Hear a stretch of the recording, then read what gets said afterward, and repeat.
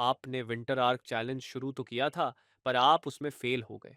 अक्टूबर का बस आधा महीना गया है और अभी भी आपके पास 2 महीने से ज्यादा का वक्त बचा है।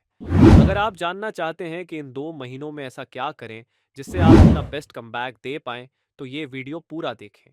तो अब बात करते हैं सबसे मेन प्रॉब्लम की। ठंडी में इतना आलस क्यों होता है और काम करने का मन क्यों नहीं करता?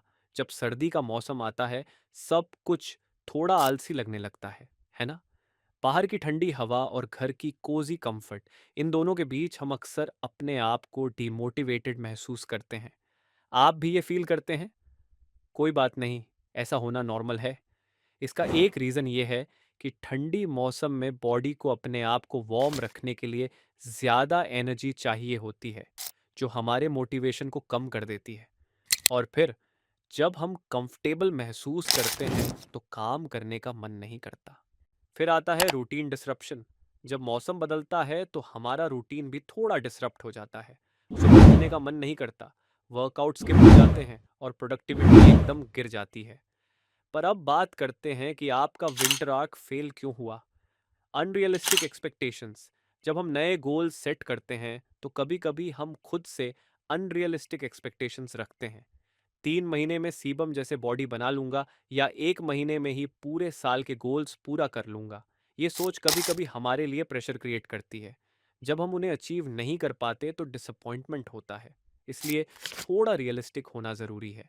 छोटे अचीवेबल गोल सेट करके आप अपने प्रोग्रेस को ट्रैक कर सकते हैं और यह आपको मोटिवेट भी करेगा।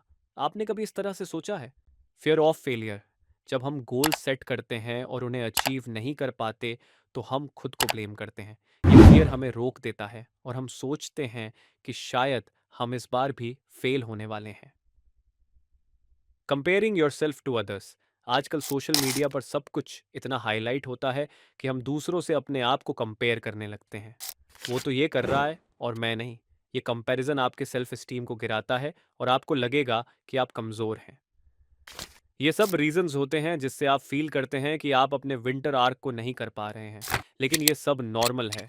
इन प्रॉब्लम्स को समझने के बाद अब हम देखेंगे कैसे विंटर आर्क आपको इन चैलेंजेस से निकलने में मदद करेगा। क्या आप तैयार हैं? तो चलिए, अब हम कुछ चैलेंजेस पर नज़र डालते हैं जो आपके लिए यूजफुल होंगे और आपको ग्रो होने में मदद करेंगे। Tips for success.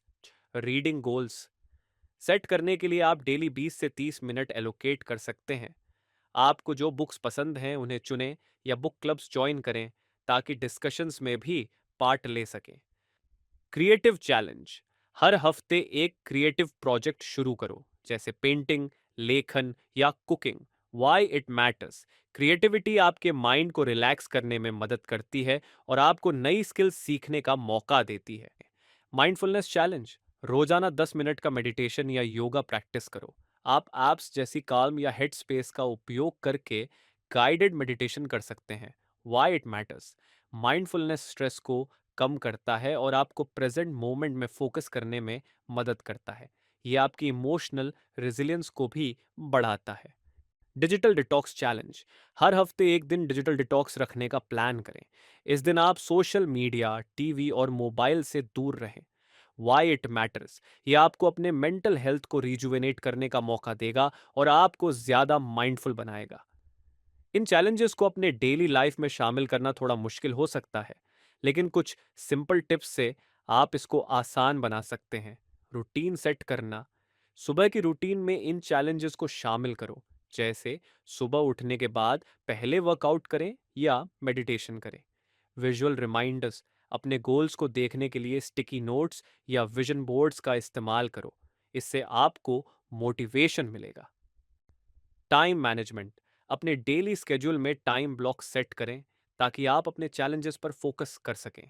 Celebrate small wins. हर छोटी सक्सेस को सेलिब्रेट करें। यह आपको और भी मोटिवेट करेगा और आपको याद दिलाएगा कि आप प्रोग्रेस कर रहे हैं।